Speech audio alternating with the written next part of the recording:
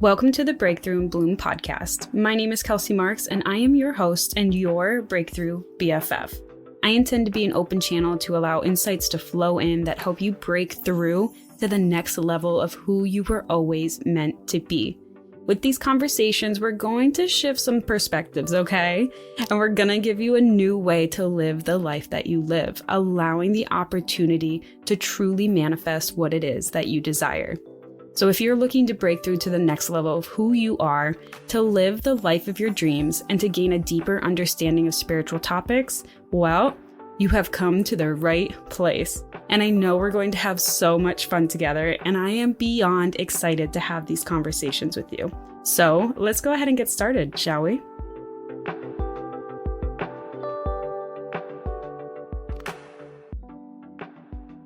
Hello, beautiful souls, and welcome to another episode of Breakthrough and Bloom. I am so thrilled to be here with you today, and we've got a good topic today, I think. Something that I have a good amount of personal experience with, actually. So go ahead, grab your favorite beverage, find a cozy spot, or enjoy the rest of your car ride, because I know there's a good amount of you that drive and listen to this. And let's go ahead and dive in to today's topic. So today I wanted to talk about this idea of embodiment and disembodiment. These are terms that are used pretty regularly in the spiritual world. And if you haven't heard of them before, don't worry. We're gonna get into it and you'll be a pro in no time. Earlier this week, I was actually a guest on another podcast, my first time being a guest on anyone else's podcast, and it was a lot of fun. It was actually my brother's podcast, the Path and Purpose podcast, which my episode will be out in a little bit, but you can definitely go check it out. It's on Spotify, Apple, all of the good stuff too. And during this, we talked briefly about this idea, the topic of what today's podcast episode is, of being embodied or being disconnected from the body, which is disembodiment. And, this conversation had got me thinking like, hey, I should be sharing this right on my podcast because I have experience with this specifically.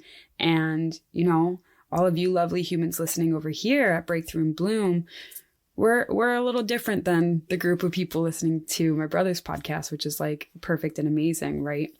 But this conversation that I had with him was so important, and I wanted to dive into it even more here. But you should definitely still listen to that podcast episode as well when it does come out on his podcast, because his perspectives on the topic as well are just absolute fire. So like, if you think this one is good, that one is good too, because it's got even more. So first and foremost, what are these terms of embodiment and disembodiment, and what do they mean? So to me, how I would like to explain embodiment is really the connection of awareness of self within the human form, but also the awareness of the human form itself. So the way that, the body is feeling, the way that it speaks to you, as you are this awareness that's residing within it. Like, how are you playing into this relationship, right? And disembodiment to me would be the opposite, obviously, right? The disconnection and the lack of awareness of the self, and the lack of the awareness and connection to the human form that, you are residing in. And just for context, just a quick reminder, in case you haven't listened to any other podcast episodes, which I don't know what you're doing, go ahead and listen to some other ones too. But this is your first one, just for context. We are more than these human bodies. And there is no better proof of this than the ability to dissociate, in my opinion, because I went through it and this is what had really shown me like, oh, like I am more than this body, right? Which I'll get into why in a moment. But we are more than these bodies. We are the awareness that is residing within the form, within the body. And these human bodies are the vehicles in which we can experience this dimension. They are the vehicles that we can experience this earth plane. Just like an airplane lets you experience flying, or a submarine lets you experience being underwater, or a boat lets you experience being on top of water. These human forms simply allow us to experience something. And in this case, it is the third dimension. It's living on Earth, right? So just remember that like the human body is like a vehicle, okay? And you wouldn't say that you're a car when you're driving a car, right? You wouldn't say that you're a plane or you're a submarine or you're a boat just because you're traveling or residing within it, right? And it's the same kind of logic here. The body is simply the vehicle in which we can experience the surroundings in this particular environment, in this particular dimension. We are the awareness. We are the passenger, the driver. We are within the human form, right?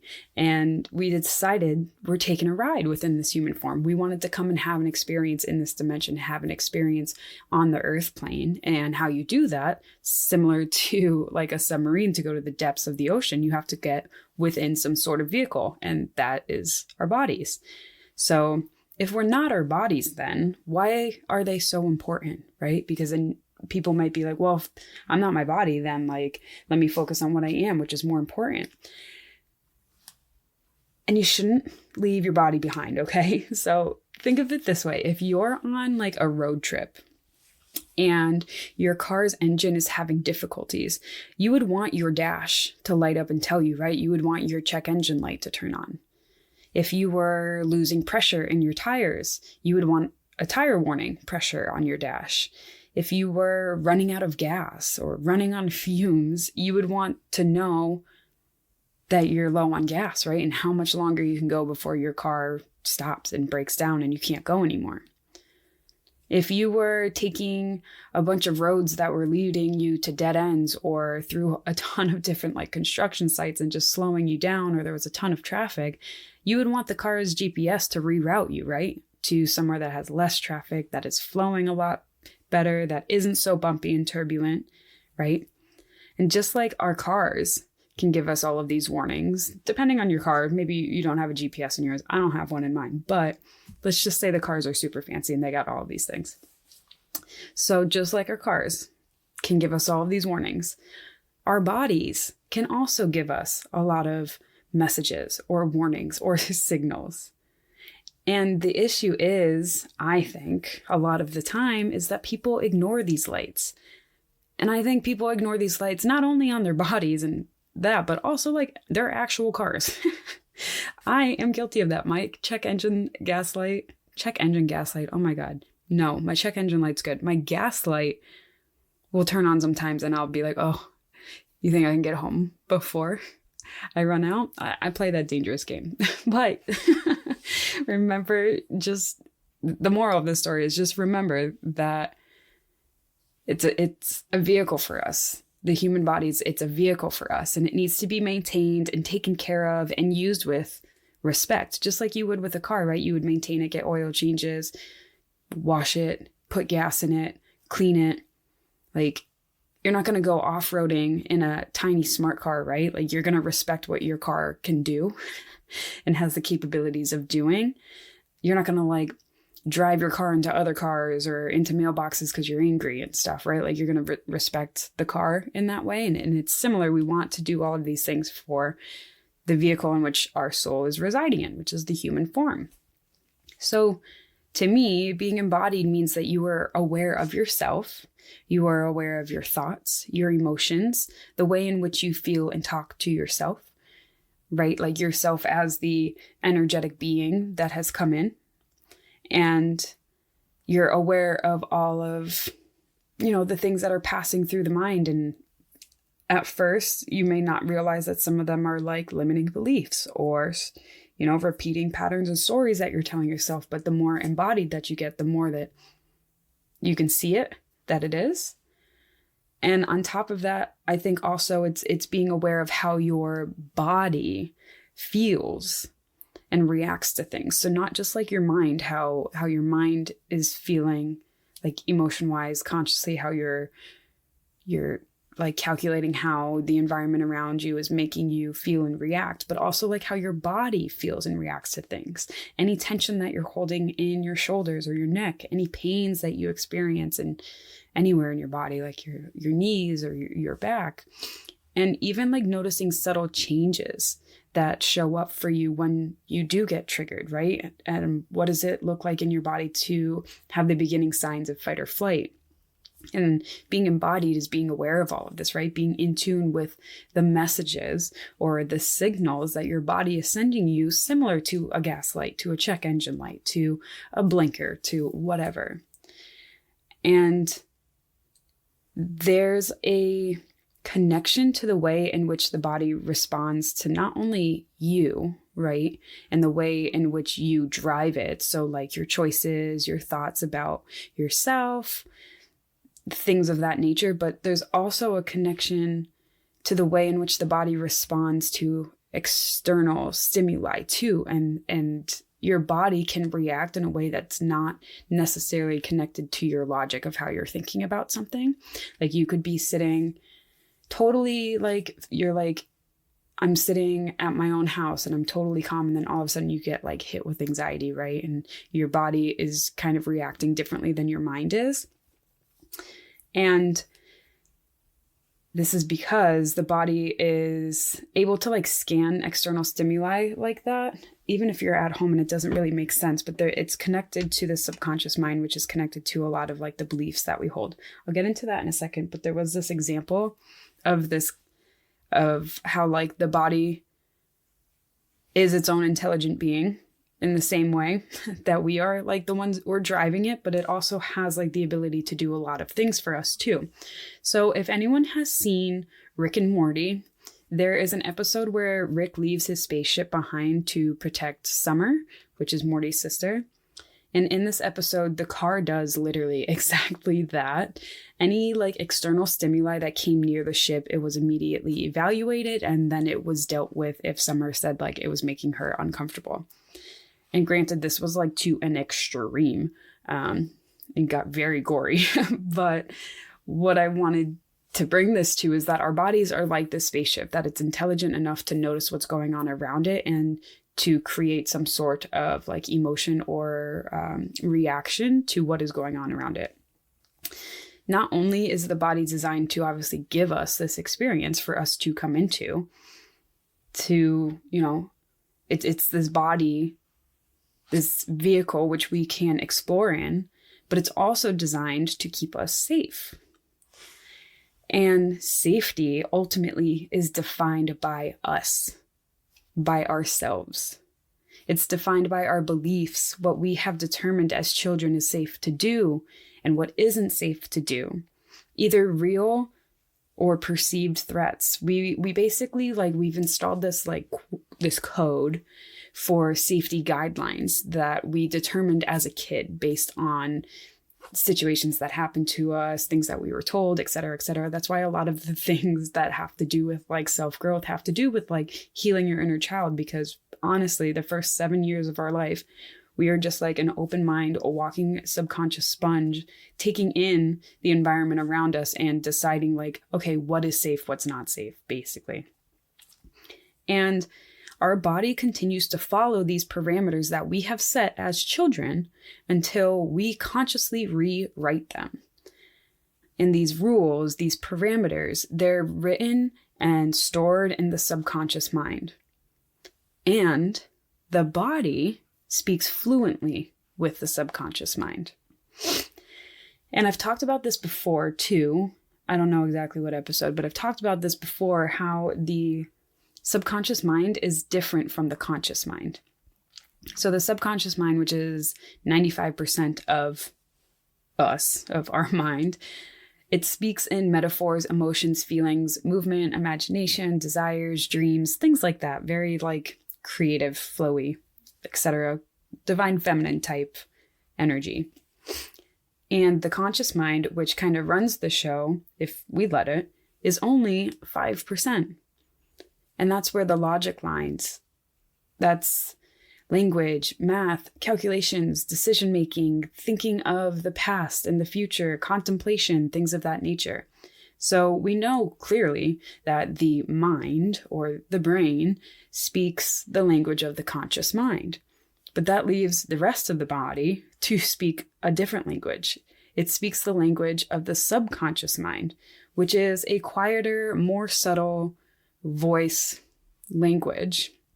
But it is so extremely important because it's connecting you to the subconscious mind that has all of the information that you have stored from like childhood in your life of what is safe, what's not safe, how do I value myself, do I deem myself worthy, what do I consider worthy, how do I experience love, like all of those things are written in your subconscious mind. And that's why connecting to the body, being aware of it, learning the way in which it communicates to you, to the soul within, to the driver, right? How is the car, how is the body communicating back to the conscious awareness within? And it's just so important because not only is the body letting you know like, hey, we need some maintenance over here, but also the body could be telling you whether or not you are in alignment, right? Acting kind of as that GPS for you. It can also illuminate or show you or tell you what deep subconscious beliefs you have that might be holding you back. And then when you listen to the body telling you like, hey, we have this belief over here, is this still accurate? Like it's someone who's kind of like going through all of the old documents at work or something. And they're like, hey, is this document from 20 years ago still relevant? And like, if you ignore them enough, they'll be like, oh, well, I didn't get an answer, so I'm going to keep it. Or you can be like, oh my God, no, that's so outdated. Let's get rid of that and rewrite it, right? Like that's the choice you get to rewrite limiting beliefs or subconscious beliefs that no longer serve you. And that honestly is what rewriting limiting beliefs is, right? It's just becoming aware of all of the like rules that you have given yourself and looking at them and being like, does this still serve me? Do I still believe this? But if you're not connected to the body, how are you ever going to get those notifications, right? If you're not listening to the body, let's just hypothetically say you're at work and the body is the person who's going through all of these thousands of documents that you don't want to do, but let's say you don't listen to them at all. How are you ever going to know that there's something that needs to be let go of, something that needs to be changed, something that you just don't need anymore? It's very simple. You're not, right? We need to pay attention to it. So what is disembodiment then? Like, how do we know that we've done it or that we are currently being disembodied? Like, how can we catch ourselves doing it? And for me, based on my personal experience, that was essentially dissociating. So dissociation is like a mental process where you disconnect from thoughts, feelings, memories, or just like a sense of self. It could be all of them. It could be one of them. And it can range from being like mild, such as just like simply daydreaming or getting lost in thought. That's technically like a type of dissociating, right? You're not paying attention to your body or the surroundings around you. You're lost in thought. And it can get like more severe forms that are more connected to conditions like dissociative amnesia or other dissociative disorders or other trauma-related disorders. It's basically like getting disconnected from the body and maybe in some cases even the mind. So something that maybe we have all experienced, obviously we all experience like daydreaming, getting lost in thought from time to time, but if you've ever like driven home from work, let's say for like the 1000th time in your life, you might have like zoned out while you were driving, and then the next thing you know, you're home and you're like, oh my God, I don't even remember like driving here. Like I was just driving and the next thing I know, I'm like at work and I just like zoned out after a long day after work. And like, did I just say work? Yeah, I'm tripping over my words. Okay. So just let's say like you were driving, you had a long day after work and you zoned out. And then the next thing you know, you're home and you're like, I don't even remember how many red lights that I got. I don't even know the color of the car that was in front of me. Like I'm just home all of a sudden. And I don't know about you, this has happened to me a couple times. I know it's happened to people in my family as well, because we've talked about it, but maybe we've all done this like once or twice, just like, whoa, like what the fuck, I'm home already. Like when you drive something very familiar, it just kind of like happens. And that's like an example of dissociating kind of, right? Like you're zoning out, you're not paying attention really, and you're just kind of like going with the flow. And sometimes when you get more I don't want to say drastic, that's not the right word, but sometimes when you're dissociating harder, let's just put it that way, instead of just like the daydreaming and, just thinking of your thoughts for like an hour and then you realize, oh my God, it's been an hour. I've just been sitting here thinking. Sometimes, dissociation, it can serve as a coping mechanism too, by allowing someone to like mentally distance themselves from overwhelming or stressful situations. The issue is when it becomes like chronic or it like really interferes with daily life. And it's probably time that it should be addressed with some professional help at that point. So why do I bring this up? Well, because of two things. So number one, I have experienced this before. Having been diagnosed with dissociative amnesia in my late teens. And number two, I see talk of like dissociating on social media, like in a joking around type manner. And to be honest, as someone who has experienced it and, has also experienced what being embodiment feels like now, it's not something that I think should be taken lightly or really joked about as much as it is. Like, I joke sometimes about it, but I'm not like joking about it constantly. Just sometimes, but I don't know. I just feel like it's joked on too much. And I just want to say, if you truly feel this way, as if you are disconnected, as you are disembodied, as you are dissociating, do not brush it off, okay? Start asking for help, because the help is there for you. And I promise that A, it will get better, but B, living a life of embodiment is so much more fulfilling than trying to essentially run away from your body, from your life by by dissociating. So let me just explain my experience with this so that maybe something I say helps anyone who's in a similar situation now, or maybe has experienced it as well, or maybe helps anyone who maybe doesn't even realize they're doing this. And this is like kind of putting light onto an issue, right? So the reason why, for me at least, of having dissociated was because I didn't feel safe and I felt extremely overwhelmed with life when this was happening. I think honestly I started around 16 until I was about like 21-ish. And it started, I remember at a point in my life where I didn't even like want to be alive, but I also like didn't want to die either. I was like in this in-between space of what ended up being literally like being in the in-between, like in between being out of the body, like trying to go back to my energetic self, and then also being like stuck within the body. I was like in between. And I wasn't experiencing fully either, right? It was this really weird in between of like really not being connected to the body at all, but like mentally not being there either. It was like at this point in my life. So I guess I should share a little bit about like, how did I even find out that I was dissociating, right? Because it's not talked about at all. It's not really common. No one really kind of gives you the signs of why you like may be doing it, and not to like the simple level of just like daydreaming and things like that, but to like the more chronic issue of where it's like kind of impacting your life. So for me, and maybe this will help anyone else out there who feels like they're kind of floating around out there. So for me, back in high school, I had a lot of stressors going on in my life. I also was really unaware and not dealing really well with anxiety and depression. I was having anxiety attacks a lot. I was like super, super depressed. It was like a lot. And then there were some other things that happened too that was just like too much on my plate.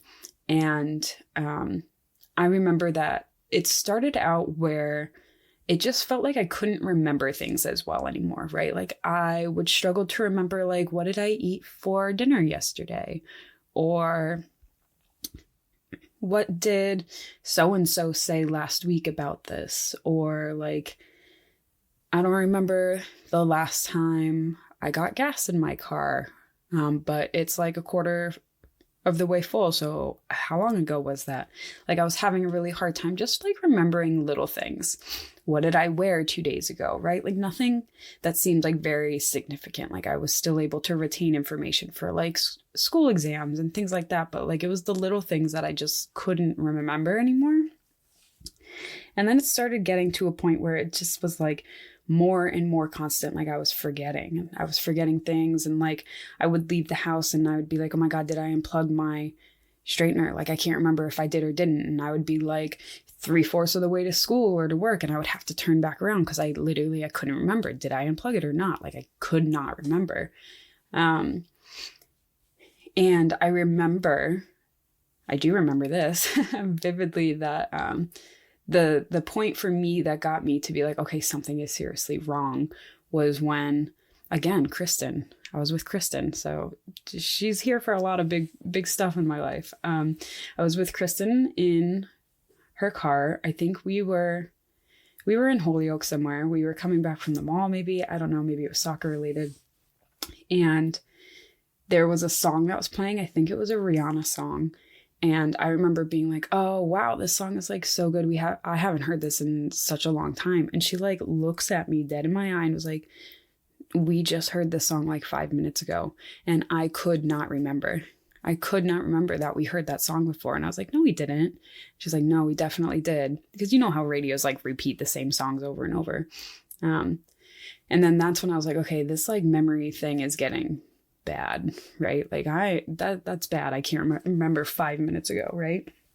So I went to the doctor, and the doctor sent me to go to a different doctor to get a psychological evaluation, because that's how, they test for memory issues. Come to find out that I don't have like memory issues per se like that. What was happening was that I was dissociating at that time. So they also asked like a bunch of questions, they're doing like tests and things like that. But they also asked me questions of like, what does it feel like in my brain? Right. And I remember explaining how I felt like it was like I was watching a TV show of like someone's life. And like, yes, I knew logically it was mine, but it felt as if I was literally watching reality TV just unfold in front of me. Like I felt so disconnected from it. It felt as if like I was over here and everything that was happening was over there, like on a screen in front of me. And like I'm invested, right? Just as invested as I would be in like a reality TV show that I was like binge watching. But I didn't feel like it was like me, right? Like it felt like things were happening out there and I was kind of independent of it. Like I didn't feel like I really had control over it or a say in it, and everything was just kind of happening. And the way that, this form was reacting was beyond me, and it was just kind of doing it. And I was just kind of like watching instead of living. And I think that was the point for them. That was like, oh, okay, girl, like, we know what's going on. So that doctor had told me that I was suffering from dissociative amnesia. So because I was disconnecting, being disembodied, dissociating, I was also not allowing myself to form memories in a form of protection, right? Because everything I was going through was just too painful at that point. So my mind was like, let's not remember anything and it won't hurt, right? And there's different dissociative mental illnesses that happen. I just happen to have experience with dissociative amnesia, of that like disconnecting from the body and then not remembering anything at all. And, I'm doing a lot better now, I will say, but it makes me kind of sad a little bit. Not like regretful or anything like that, but it does make me a little sad that like I can't remember a lot from that period in my life. Like I remember when I started doing a lot of like my healing work, I was healing myself. And also I was starting to like remember more things. Like my memory is a lot better now, by the way. I'm no longer dissociating. Whoop whoop. But I do remember it was years ago. I had a job where I was working somewhere and someone I used to work with got hired, and they like came up to me and started talking about something that we had done together. And they were like, yeah, with so-and-so. And I could not remember. Could not. I didn't even know what that person looked like. If you put them in front of me, I wouldn't, like the person they said we were doing things with, I wouldn't be able to like pick them out of a crowd, like nothing. It just like wasn't there. And I was like, wow, like there are literal blanks in my memory that I cannot remember. And that, you know, made me like a little sad. And this is why I know now that we are more than the human body, because I was so incredibly disconnected from it for years, for over 6 years. And yet I didn't cease to exist. Okay. Right. I was so incredibly disconnected from it that I didn't even feel like I was living in it. In fact, it literally felt like I was like hovering or floating around this human form, right? Like I was observing and the human form living. Like I didn't feel in it at all. I felt like I was around it. And it wasn't until I started asking for help. It wasn't until I started taking care of myself. It wasn't until I started doing the work. It wasn't until I really met Jordan, honestly. And it wasn't until all of that I have felt myself become more and more in tune with my body, more and more in tune with the way in which my body speaks to me, and more in tune with understanding like how I can use the body to actually connect me more with my whole self, my true self, my higher self, however you want to explain it. Like when I started doing this work, I realized that the connection to really connect to who you are, to understand your authentic expression, to get clarity on your purpose and your path is really to connect with the body more. Because the body is able to speak that language to you, right? The body is able to speak the subconscious language, the subconscious body, you know, and that's where all of this extra energy of us that can't fit into this human form like resides, right? So by bringing more awareness into this body, into the way in which I work with it, I explore with it, the way in which it speaks to me, the way in which it holds on to previous information from past experiences, I have been able to live more and more authentically every single day. Because remember, it's not about like transcending the body and leaving it behind. That's not what being human is about. It's about bringing in more of your energy, more of your light, more of your higher self, however you want to call it. It's about bringing in more authentic expression and erasing the vibration of your body that way. Like that's what ascension is. It's not about going outside of yourself. It's honestly more about how deep can I go within and how much more space can I create for more light to come in, for more authentic expression to be had. And that's why I think, you know, it's so important to connect to the body and learn about embodiment and learn about disembodiment. So then you can catch yourself if you are doing things that are promoting disembodiment, right? Because at the end of the day, we all want to be happy. We all want to be living authentically. We all want to be following our life's purpose and living with clarity and feeling really good in every moment. And I think, based on my personal experience of being on both sides of that spectrum, right? Of like being so out of my body, so disembodied that I was dissociating, to now being so in my body that I can literally feel the moment it happens if I get a slight trigger, right? Like I'm so in tune with my body that I can catch it. And I think that that's why it's so important to learn about this, because I have never felt so comfortable, confident, happy, loved, worthy, authentic in my life than I do now. And this is the most connected I've ever been to my body that I can consciously remember. And, you know, I think this is a good topic, obviously, because it's so personal for me. But it's also something I think others out here can maybe relate to as well. Because again, I don't think it's talked about enough in a non-joking manner. Plenty of people will be like, oh, just dissociating, like jokes like that. And it's like, why can't we really talk about it? Like, why? Right?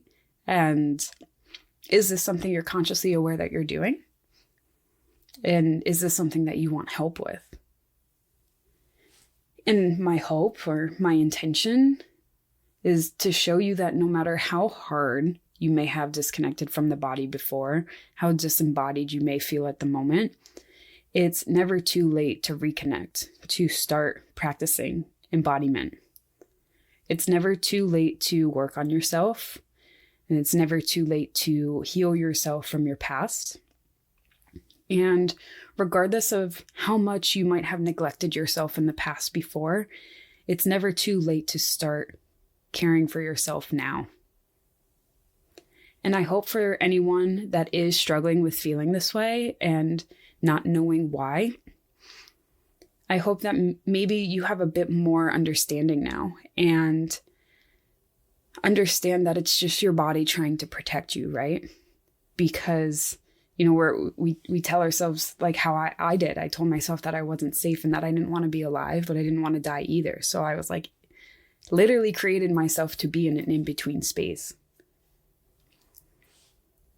And, you know, just because things like this happen doesn't mean you're broken, doesn't mean something's wrong with you, doesn't mean you're bad. It just means that, like, this is how your body thought to protect you based on your thoughts, your beliefs, your feelings, your emotions, right?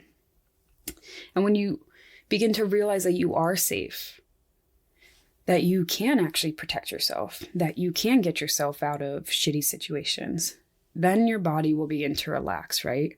These defense mechanisms will start turning off one by one. You'll start getting out of the fight or flight mode.